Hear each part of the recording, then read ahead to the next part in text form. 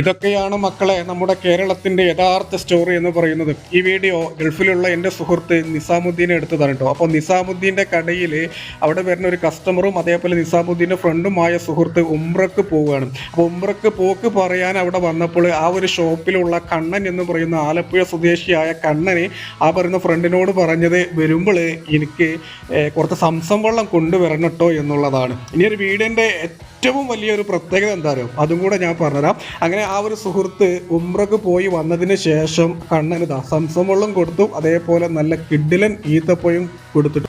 ഇനി ഒരു വീഡിയോൻ്റെ ഏറ്റവും വലിയ പ്രത്യേകത എന്ന് പറയുന്നത്, ആ ഉംറക്ക് പോയ സഹോദരനോട് സംസം വെള്ളം കൊണ്ടുവരാൻ പറഞ്ഞ കണ്ണനുണ്ടല്ലോ, കണ്ണൻ്റെ മതവികാരം അതുകൊണ്ട് വ്രണപ്പെട്ടതുമില്ല. അതേപോലെ ഉംറക്ക് പോയി വന്നിട്ട് ആ ഒരു സംസം വെള്ളം കാരക്കും കൊടുത്ത സുഹൃത്തുണ്ടല്ലോ, ആ സുഹൃത്തിൻ്റെ മതവികാരം വ്രണപ്പെട്ടില്ല എന്നുള്ളതാണ്. ഇതൊക്കെയാണ് കേരളത്തിൻ്റെ യഥാർത്ഥ സ്റ്റോറി അല്ലേ മക്കളെ?